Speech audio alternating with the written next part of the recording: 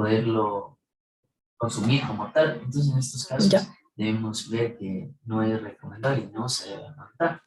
De ahí también tenemos a nivel de lo que sería... No se le escucha bien. No sé si soy solo yo, pero se le escucha bien bajito. Aquí sería igual de tener cuidado, por lo que puede pasar de cierta forma. Parece que alguien está recibiendo clases de extras, entonces se escucha la charla de esa clase, no sé de quién sea. Si está utilizando lo que serían drogas como tal, entonces de cierta forma se ve afectado. Sí, Doc, ahí sí se lo escuchó. Puede pasar igual. Que no sé si está prendido en la televisión, radio o algo, pero se escucha. También producirle lo que es... o sea, que no me escuchan bien, Doc. El cuerpo esté en la sustancia. Sí, pero... Y hasta causar... Sí, pero alguien está hablando, no sé si contigo está alguien recibiendo clases o está... Sí, Doc, lo que pasa es que tengo un amigo que se le fue la luz y me dijo que le dé, o sea, que le dé posada un ratito para que igual tenga clases, Doc. Por eso, o sea, si es que se escucha mucho, yo me voy, o sea, a otro lado, Doc, si se escucha mucho. Podemos hacer eso porque yo me estoy entreteniendo en la otra charla. Ya, Doc, ya, espera un ratito.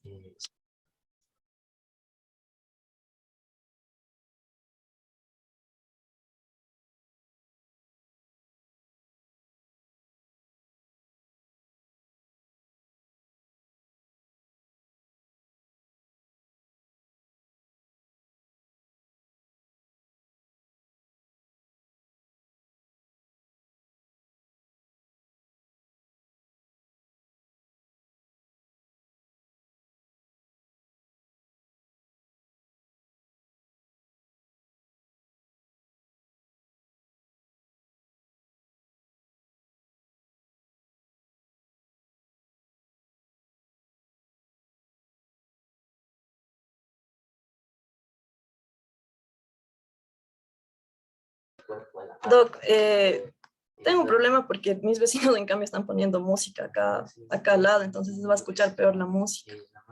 Si se está sometiendo igual a lo que sería diagnósticos por imagen. Entonces esto nos damos... Sí, Doc, es un ratito igual, ya mismo acaba la clase de mi compañero, Doc. No se les ha escuchado que está apagado su micrófono. Tiempo necesario para que de ahí sí pueda otra vez comenzar a hablar. Que siga nomás, listo. Ya, Doc. Bueno, entonces continuando con lo de la prevalencia en el mundo, aquí vemos en este cuadrito como las muertes que tenemos al año en el caso de la desnutrición. Entonces vemos que existen diferentes problemas y por los cuales los niños van a morir por estas causas. Tenemos como primero el retraso del crecimiento de 1 a 59 meses. Si vemos que tenemos un número de muertes de 1.017.000 muertes.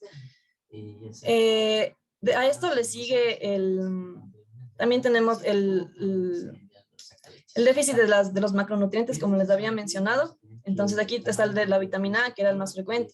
Este causa alrededor de 157.000 muertes al año. También la lactancia subóptima, que de igual manera vamos a hablar más adelante. Aquí vemos que una lactancia que no es correcta, de igual manera va a producir 804.000 muertes al año. Entonces esto es un número bastante grande en el mundo. Ahora vamos a ver la prevalencia en nuestro país. Aquí en Ecuador, 1 de cada 4 niños y niñas menores de 5 años sufre de desnutrición crónica. Esto es un número bastante grande, ¿no? Entonces es un problema que el Ecuador tiene que ir mejorando. La situación es más grave para la niñez indígena. Aquí vemos que 1 de cada 2 niños lo padece, es decir, un 50% de la población indígena. Y 4 de cada 10 presentan anemia. La desnutrición crónica infantil afecta al 27.2% de los niños menores de 2 años en Ecuador. Ya. En cuanto a las causas de desnutrición, aquí vemos que, como ya les había mencionado, las causas de desnutrición van a tener diferentes orígenes. Van a ser causas inmediatas, causas subyacentes o causas básicas. Entonces, como causas inmediatas, tenemos primeramente la alimentación insuficiente, la atención inadecuada de enfermedades,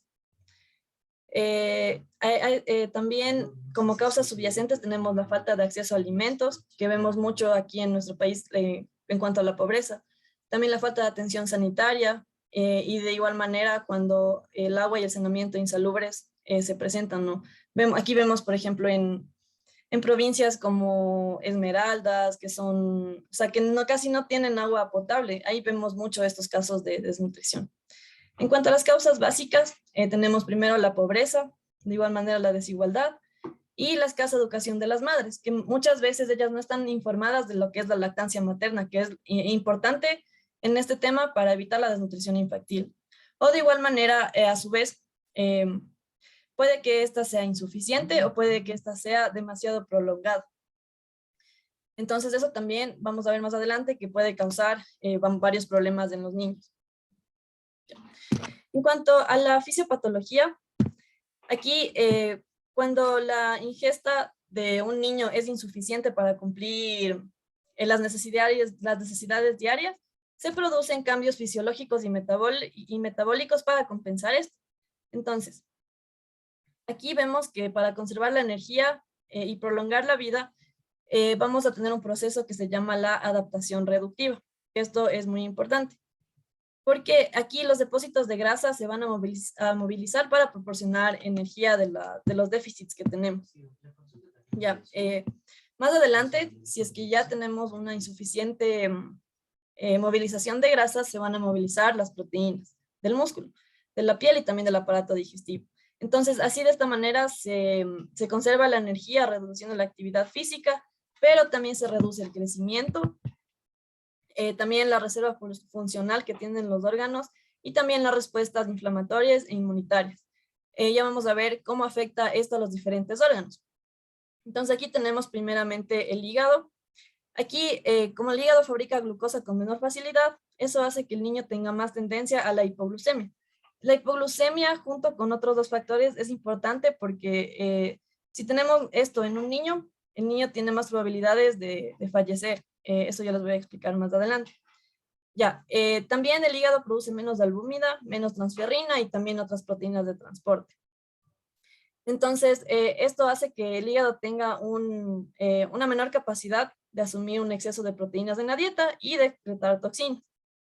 Ahora, en cuanto al calor, aquí vemos que la producción de calor es menor y esto hace que el niño sea más vulnerable a la hipotermia. En cuanto a los riñones y el sodio, aquí vemos que los riñones van a tener una menor capacidad de eliminar el líquido y el sodio y el líquido se acumulan. Esto hace que aumente el riesgo de sobrecarga de los líquidos. En cuanto al sodio, este aumenta en el interior de las células debido a la mayor permeabilidad de las membranas celulares y la reducción de la actividad de la bomba de sodio-potasio. Y esto lo que va a causar es que haya un exceso de sodio corporal. Y esto va a causar a su vez que haya una retención de líquidos y edema en las causas de desnutrición más graves. En cuanto al corazón, este va a tener un menor tamaño, va a ser más débil y el gasto cardíaco se va a reducir. Por lo cual la sobrecarga de líquido produce fácilmente la muerte por insuficiencia cardíaca. En cuanto a la función inmunitaria, esa también se altera, especialmente la que es mediada por células, porque las respuestas habituales a la infección van a estar ausentes. Entonces esto va a hacer que el niño sea más susceptible a las infecciones. Y eso es algo que de igual manera tenemos que tener en cuenta en el tratamiento. Ya, en cuanto a la clasificación, aquí esta clasificación la tomé de la OMS. Entonces, según la OMS hay 3 formas de desnutrición. Una desnutrición aguda, una desnutrición en talla y una deficiencia de macronutrientes.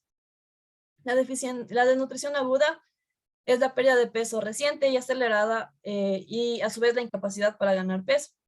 Esta se da más que nada cuando hay un bajo consumo de alimentos, cuando la alimentación no es la adecuada o incluso por presencia de enfermedades infecciosas. En cuanto a la desnutrición en talla, aquí esta se da más que nada por la ingesta insuficiente de nutrientes.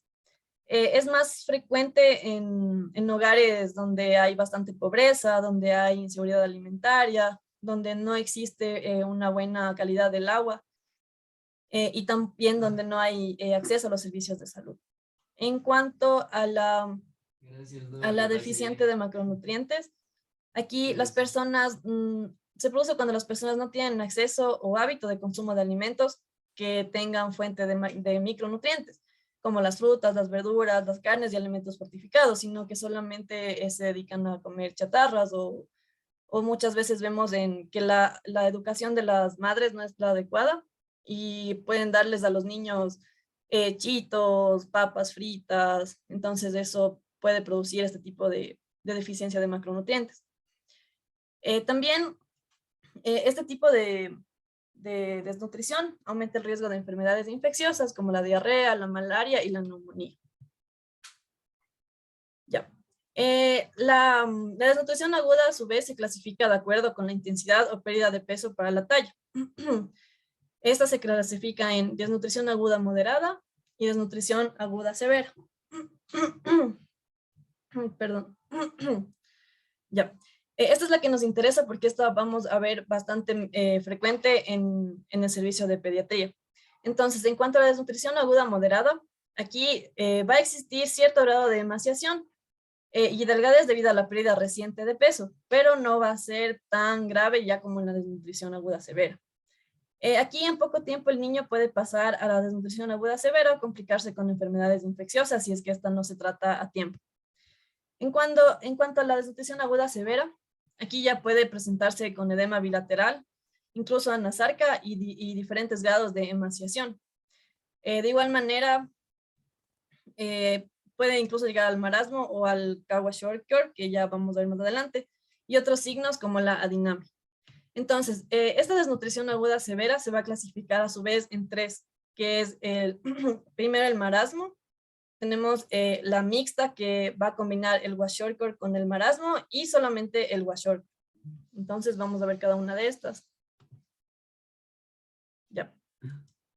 En cuanto al marasmo, lo que hay que tener en cuenta aquí principalmente es que esta se produce en niños menores a 12 meses o menor a 1 año. Es más frecuente en estos niños.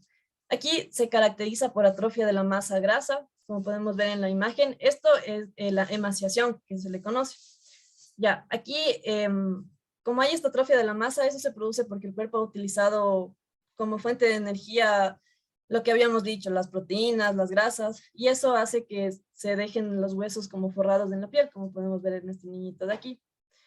Esta se presenta principalmente porque existe un bajo aporte de calorías, de proteínas y también de nutrientes. De igual manera, porque la lactancia materna fue insuficiente y porque aparte de esto pueden haber infecciones que causen diarreas y vómitos. Y esto al ser prolongado va a producir este cuadro que vemos aquí. También van a existir niveles incrementados de cortisol y esto hace que se produzca una reducción en la producción de insulina y también en la síntesis de proteínas por el hígado a partir de reservas musculares, produciendo así cuadros de hipoglicemias, que esto ya es bastante grave. De igual manera se pueden presentar complicaciones por infecciones respiratorias, también del tracto gastrointestinal y deficiencia específica de vitaminas. Esto ya habíamos hablado que es porque el sistema inmune está bastante debilitado debido a la falta de nutrientes. De igual manera, va a producir una detención del crecimiento y esto disminuye las necesidades de hierro. Ya. En cuanto a la clínica, bueno, esto es importante mencionar que tanto el marasmo como el Kwashiorkor y la desnutrición mixta se tiene que tomar bastante en cuenta la clínica. Creo que es lo principal. Ya vamos a ver de igual manera otros métodos de diagnóstico, pero lo principal es la clínica.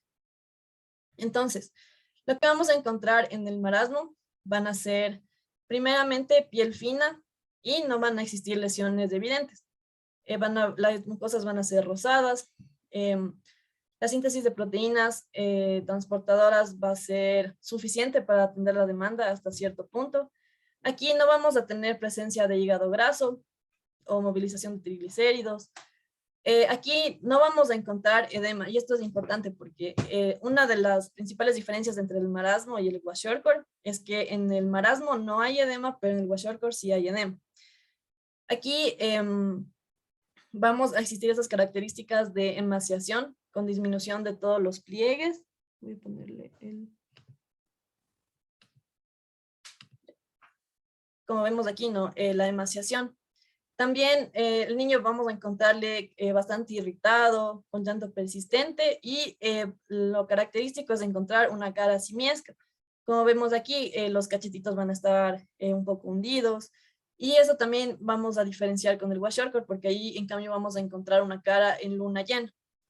Ya, es importante también aquí el signo de Chebostek y de igual manera ya les voy a explicar los signos más importantes para poder diagnosticar estas patologías. Entonces, el signo de Chebostek significa principalmente, se produce cuando vemos que la masa glútea es insuficiente. Entonces, a esto se le conoce como el signo de Chebostek y se da principalmente aquí en el marasmo. Ya. Aparte de esto, también otras características en las que, de la clínica, vamos a ver que va a existir una apariencia clínica de emaciación, como ya les había mencionado. El tejido muscular y adiposo va a estar bastante disminuido. Vamos a tener bajo peso y talla para la edad del niño. El cabello puede ser normal o incluso estar seco, de igual manera como la piel. Va a existir poco apetito y tampoco toleran grandes cantidades de alimento. Esto también vamos a ver más adelante cómo es el tratamiento, ¿no? Porque no hay que, como le vemos así en esta etapa de desnutrición, no tenemos que dar bastante cantidad de comida, sino es progresivo. También vemos que el vómito es bastante frecuente en estos pacientes. La presión arterial y la temperatura van a estar disminuidas. El pulso puede estar normal o elevado para compensar el gasto cardíaco y también va a existir el retraso en el desarrollo. Ya, en cuanto al kwashiorkor, en cambio, lo más característico es que sea mayor a 1 año de edad. Aquí, esto es lo más importante, ¿no? Y una diferencia que es clave entre las dos patologías, que sea mayor a 12 meses. Esta es caracterizada porque aquí el niño presenta edemas bilaterales que puede iniciar en los pies y en las manos, pero puede llegar a extenderse a otros lados del cuerpo. Por ejemplo, vemos aquí un abdomen globoso por el edema. Ya. Y puede estar acompañado de signos clínicos de deficiencias nutricionales específicas. Esto se produce porque existe un bajo aporte proteico en la dieta y esto desencadena estos mecanismos adaptativos para la supervivencia del niño. Entonces aquí va a existir un ahorro de nitrógeno y la disminución de la excreción urinaria. Aquí ya vemos cambios en los tejidos del organismo, como disminuye la síntesis de proteínas en el músculo. De igual manera, aquí, es más frecuente ver en zonas endémicas donde los alimentos son pobres en proteínas animales o vegetales. Y la evolución de esta es tardía. Ya, en cuanto a la clínica, aquí lo que nosotros vamos a tener en cuenta es primeramente el edema. Vamos a ver que existe un panículo adiposo presente. La cara vemos que es en fases de luna llena. Puede estar asociada a despigmentaciones difusas, dermatitis seborreicas o nasolabiales. Aquí va a existir una palidez en la conjuntiva. Los labios pueden existir cicatrices o quilosis en la parte de los labios. Aquí vamos a encontrar una hepatomegalia, que esta no vemos en el marasmo. Entonces aquí van a existir la piel, a la diferencia del marasmo, sí pueden existir zonas hiperpigmentadas, dermatosis escrotal y vulvar y lesiones intertriginosas. Vemos en los dientes el esmalte moteado, pueden existir caries, desgastes y erosiones también en lo que es el esmalte. La lengua puede estar lisa o puede estar también edematizada. Ahora, ¿por qué se produce el edema en el kwashiorkor y por qué no en el marasmo? Entonces, primeramente, aquí vamos a tener que existe una hipoalbuminemia. ¿Por qué? Porque como ya habíamos mencionado, el hígado no es capaz de producir la albúmina. Entonces, esto disminuye la presión oncótica intravascular y facilita la salida del agua del espacio vascular al intersticio. También como disminuye el gasto cardíaco, aquí la tasa de filtración glomerular de igual manera disminuye y esto hace que se aumente la reabsorción de sodio e incremente la excreción de potasio. Y esto hace que en la dieta, si es que la dieta tiene cantidades de vitamina A, E y C disminuidas, los ácidos grasos esenciales poliinsaturados. Estos generan una baja respuesta al aumento de la producción de los radicales libres. Y esto es lo que también hace que se asocie a la infección. Ya, en cuanto a la desnutrición mixta o kwashiorkor marasmática, aquí vamos a tener características de los dos tipos de patologías. Entonces, aquí vemos que los pacientes presentan desnutrición que puede ser de tipo marasmática con la emaciación. También pueden llegar a tener bastantes infecciones y esto puede ocasionar un incremento de cortisol que es tan grande que incluso la cantidad de proteínas que se movilizan va a ser insuficiente. Aquí todas las reservas musculares van a estar agotadas, la síntesis proteica se interrumpe a nivel hepático, disminuye la presión oncótica y las características, la parte clínica, vamos a tener las clínicas mezcladas de las dos enfermedades. Puede tener desde emaciación hasta edema. Vamos a tener de igual manera, puede estar la piel hiperpigmentada como no lo puede estar. Entonces ya vamos a ver de igual manera unos criterios que nos van a ayudar a identificar en cuál tipo de desnutrición se encuentra. Ya. Y este cuadrito es para tener en cuenta los signos que son los más característicos. Entonces aquí vemos que la pérdida de peso es más frecuente en el marasmo y en la mixta, pero en el kwashiorkor casi no es tan frecuente. La atrofia muscular de igual manera es mucho más evidente en el marasmo. Los trastornos gastrointestinales, en cambio, en el kwashiorkor, al igual que los cambios psíquicos y los cambios en el cabello. La presencia de hipoproteinemia e hipoaluminemia es mucho mayor en el kwashiorkor y en la mixta. Las lesiones pelagroides de la piel, de igual manera en la mixta y en el kwashiorkor, y el edema en el kwashiorkor principalmente. La estetosis hepática, aquí nos ha puesto la crucecita, pero esta es mucho más frecuente en el kwashiorkor, ya que en el marasmo esta no se ve, no se produce. Ya. Ahora, en cuanto a las alteraciones en el marasmo y el kwashiorkor, y eso también es clave para diferenciar estas dos patologías. Entonces, en el hígado, como les había mencionado en el marasmo, no se produce estetosis hepática y las pruebas de función hepática pueden estar dentro de los límites normales. Ya. En cambio, en el kwashiorkor sí vamos a tener presencia de esta estetosis hepática, va a disminuir las proteínas plasmáticas, incluso va a existir una hepatomegalia. En cuanto al páncreas, en el marasmo puede haber disminución de la amilasa y la lipasa, pero en cambio en el kwashiorkor el páncreas va a estar disminuido de tamaño, incluso puede llegar a tener fibrosis y va a estar alterada su función. En el sistema digestivo vamos a ver que en cuanto a la mucosa intestinal en el marasmo, las lesiones son casi inevidentes. También el índice mitótico de células es muy bajo, va a haber una baja producción de ácido clorhídrico, incluso la motilidad intestinal está disminuida. En cambio, en el kwashiorkor, aquí la mucosa intestinal vemos que ya puede presentar lesiones de moderadas a severas, van a existir síndrome de malabsorción. Aquí de igual manera el ácido clorhídrico va a estar bajo y la motilidad intestinal disminuida. En cuanto al sistema endocrino, vemos que en el marasmo el nivel de insulina está disminuido. Las hormonas de crecimiento, el glucagón y el cortisol están aumentadas y aquí puede existir proteólisis muscular y desgaste de las reservas musculares y grasas. Pero en el kwashiorkor el nivel de insulina va a ser normal. De igual manera, aquí puede existir depresión de proteínas viscerales asociadas al bajo consumo de proteínas. Ahora, en cuanto al diagnóstico, esto es bastante importante, los parámetros antropométricos. Esto siempre tenemos que realizarlo en el examen físico de los niños. Ahora, ¿pero qué es esta antropometría?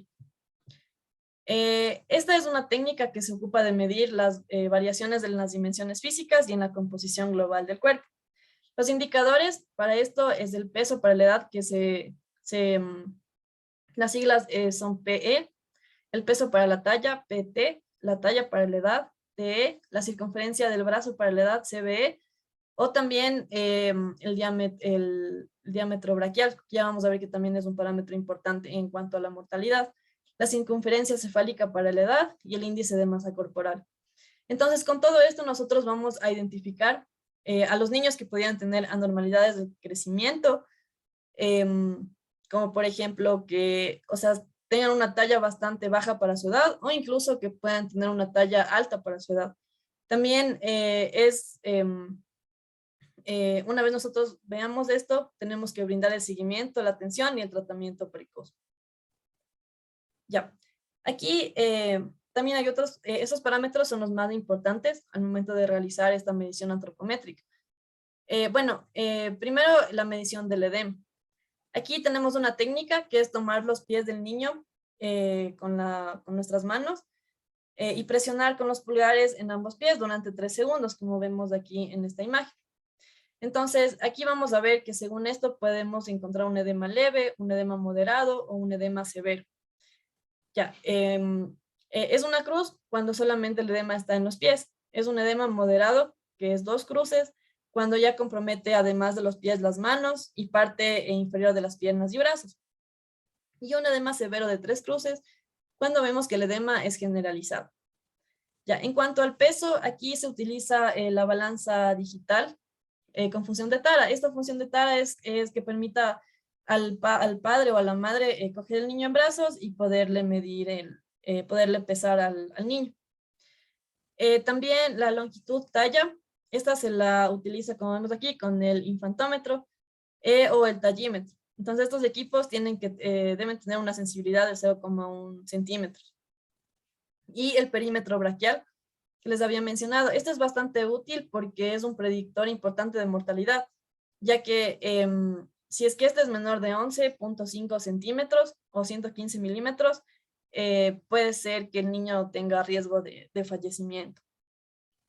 Ya. Y aquí este es según la OMS, el peso para la edad en las niñas, ya vamos a ver el de los niños. Entonces aquí vemos el peso en kilogramos y la edad. Entonces vemos que, por ejemplo, al momento de 1 año, las niñas están en un peso entre 12 kilogramos, 10 o 8 kilogramos. Y así vamos viendo en lo que serían los parámetros normales. Ya, y en cuanto a los niños, de igual manera vemos el peso y la edad y cómo tiene que ir creciendo progresivamente.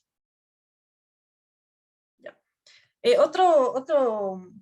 Otros signos que son bastante importantes en lo que es el examen físico y también para el diagnóstico es el signo de Chebostek y el signo de Trousseau.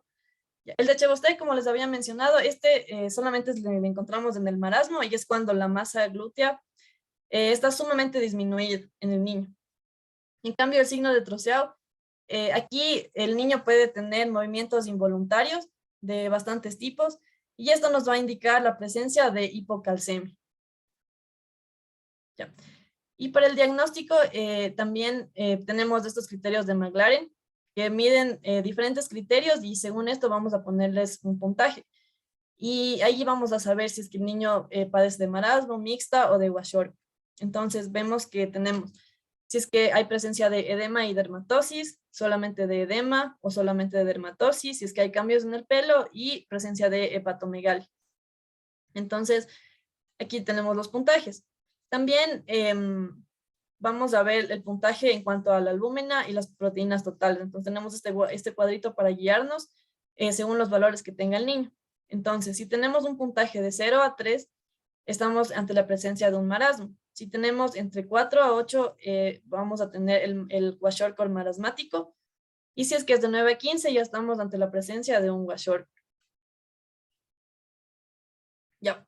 También, para complementar, tenemos exámenes de laboratorio que hay que tomar en cuenta. Entonces, esos son los parámetros que son los más importantes. Cuando la albúmina sérica es menor a 2,1 gramos sobre decilitro, cuando la transferrina es menor a 100 miligramos sobre decilitro, cuando la prealbúmina es menor a 5 miligramos sobre decilitro, y cuando el recuento de linfocitos es menor a 800 células por ml.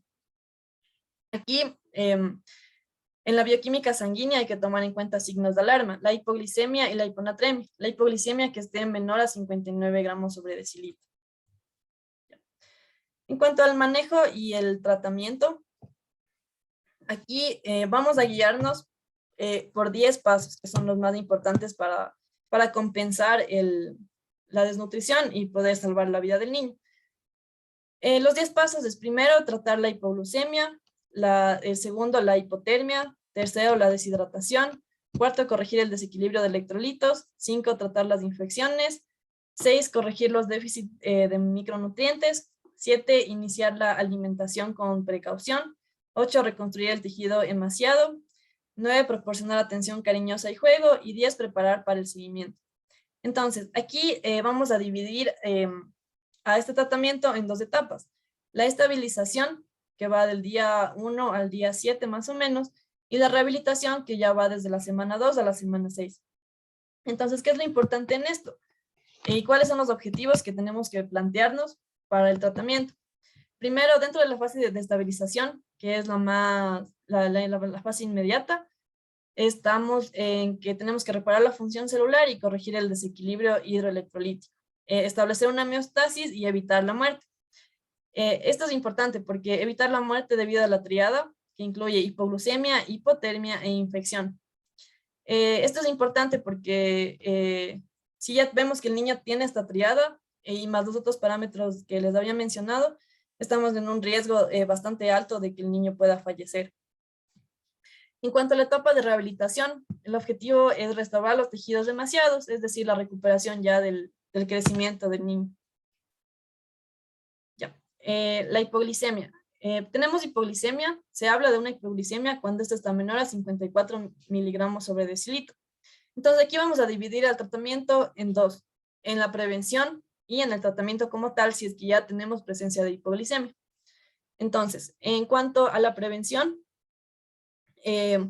primero hay que evitar intervalos largos sin alimentos y minimizar la necesidad de glucosa. Y para esto se necesita alimentar inmediatamente, alimentar cada 3 horas al día y noche, o 2 horas, si es que el niño está enfermo. Considerar que la puntualidad es bastante importante aquí. O sea, siempre tener en cuenta que es cada 3 horas o cada 2. De igual manera, mantener el calor y tratar las infecciones si es que las hay. Esto es importante porque las infecciones pueden competir por la glucosa. Entonces ahí vamos a tener riesgo de hipoglicemia.